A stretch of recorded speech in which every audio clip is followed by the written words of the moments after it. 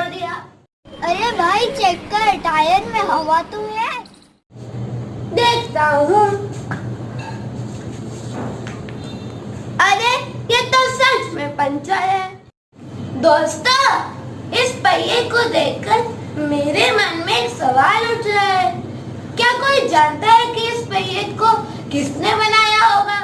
भाई मेरे को ये तो पता है कि बल्ब का आविष्कार थॉमस एडिसन ने किया था, लेकिन पहिया भाई मेरे को नहीं पता।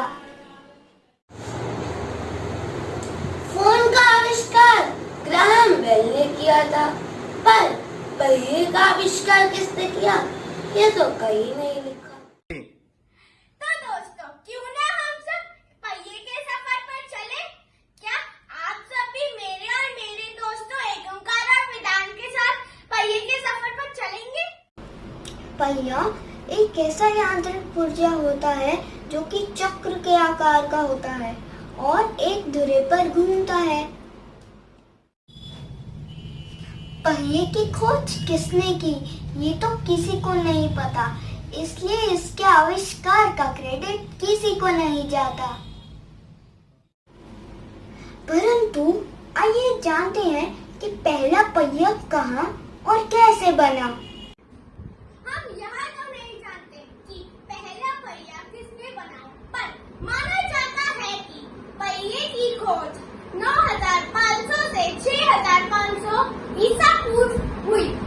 उसे एक कुम्हार ने मिट्टी और चूना पत्थर के मिश्रण से बनाया था।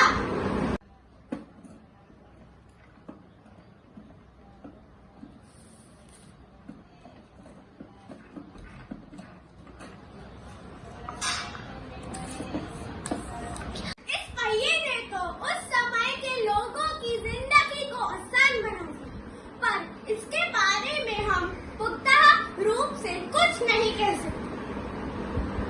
सबसे पुराने पहिए के सबूत 3500 ईसा पूर्व के हैं, जो प्राचीन मेसोपोटामिया में पाए गए थे। मेसोपोटामिया को आज के विश्व के नक्शे में इराक के नाम से जाना जाता है। कहा जाता है कि पहले पहिए का इस्तेमाल बर्तन बनाने व सजावट के लिए किया जाता था। इसके बाद ये यूरेशिया और मध्य पूर्व में तेजी से फैला। दोस्तों, आप सोच रहे होंगे कि पहला पहिया कैसा दिखता था। पहला पहिया कुछ ऐसा दिखता था, जो कि पत्थर का बना होता था और उसके बीच में छेद किया जाता था, जिससे एक लकड़ी होकर गुजरती थी और दोनों पहियों को जोड़ती थी। लेकिन ज्यादा भारी होने के चलते इनका ज्यादा इस्तेमाल नहीं किया गया। फिर आए लकड़ी से बने मोटी डंडी वाले पहिए। हड़प्पन संस्कृति के लोग इस प्रकार के पहियों का इस्तेमाल करते थे। ऐसे पहिए रथ, रिक्शा व ठेले में इस्तेमाल किए गए। उस समय की बनाई कलाकृतियों से इसका प्रमाण मिलता है।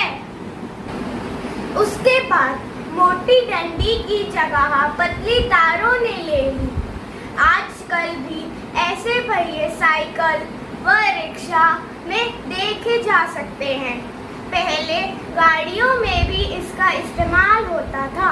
समय की बात करें तो पहिए का रूप पूरे तरीके से बदल चुका है, जिसे हम टायर के नाम से जानते हैं। तकनीकी विकास ने ट्यूबलेस टायर्स को जन्म दिया।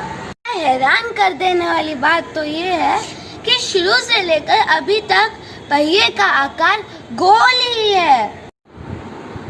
ये तो सभी जानते हैं कि पहिए का उपयोग यातायात के साधनों व मिट्टी के बर्तन बनाने में किया जाता है, लेकिन पहिए का उपयोग सूत बुनने व बिजली बनाने में भी किया जाता है। मात्रा में जल को एकत्रित कर उसे ऊंचाई से गिराकर जल टरबाइन चलाया जाता है, जो कि एक तरह का पहिया है जिससे प्राप्त होने वाली ऊर्जा से बिजली बनती। पता है, ब्राजील में एक जेल है जिधर कैदियों से साइकिलिंग करवाई जाती है, जिससे बिजली आसपास के शहरों में पहुंचती है। चरखा जिससे सूत बनाया जाता है वह भी एक तरीके का हाथ से चलने वाला पहिया है। सूत भारत के खादी उद्योग में कपड़ा बनाने के लिए इस्तेमाल किया जाता है। गांधी जी ने स्वतंत्रता संग्राम के दौरान इसे आर्थिक आजादी का प्रतीक बताया। हमारी मानव जाति की उन्नति में एक महत्वपूर्ण योगदान है। लेकिन क्या आपको पता है कि पहिया या चक्र की अनेक भारतीय धर्मों में भी अहम भूमिका है। धर्म चक्र आदि काल से ही सनातन धर्म, बौद्ध धर्म और जैन धर्म में एक प्रतीक चिन्ह रहा है। सनातन धर्म में भगवान विष्णु को सुदर्शन चक्रधारी के रूप में माना जाता है। भगवत गीता के अध्याय 3 के श्लोक 14, 15, 16 में भी इस धर्म चक्र का उल्लेख है। बहुत सारे मंदिरों में जैसे कोणार्क सूर्य मंदिर में भी इस धर्म चक्र को दर्शाया गया है।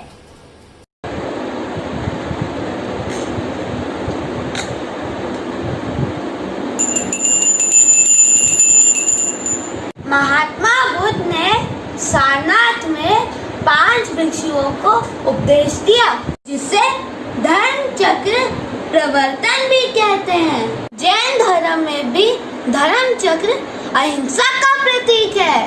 क्या आप सब जानते हैं कि महात्मा बुद्ध ने अपने शिष्यों के लिए जो 24 गुण बताए वह अशोक चक्र की 24 त्रिलोक में दिखाए गए हैं। हमारे प्यारे तिरंगे के मध्य में अशोक चक्र को स्थान दिया गया है। आपको यह जानकर आश्चर्य होगा कि न ही सिर्फ भारतीय ध्वज बल्कि अन्य देशों के ध्वजों व चिन्हों पर भी इस धर्म चक्र को स्थान मिला। जैसे मंगोलिया के राज चिन्ह में धर्म चक्र विद्यमान है और श्रीलंका के राज चिन्ह में सबसे ऊपर नीले रंग में धर्म चक्र है।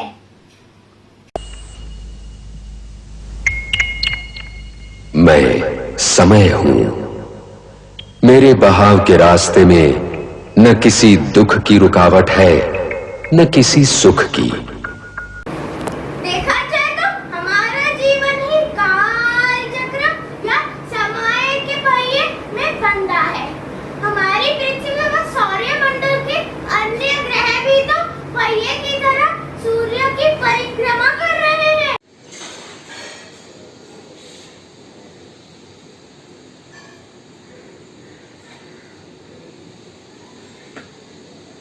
योग के अनुसार हमारे शरीर में 7 चक्र हैं। यह 7 चक्र हमें प्राण और ऊर्जा देते हैं।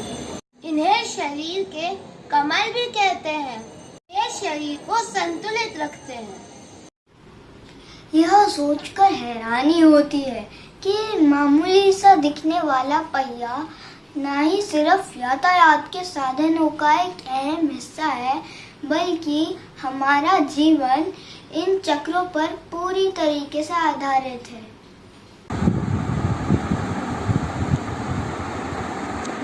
पहिया या चक्र तो हमारी पूरी सृष्टि में मौजूद है। चाहे वो हमारा शरीर है, धर्म है, समाज है, प्रकृति है या अनंत ब्रह्मांड। यह पहिया तो हमारे अस्तित्व का अभिन्न अंग है।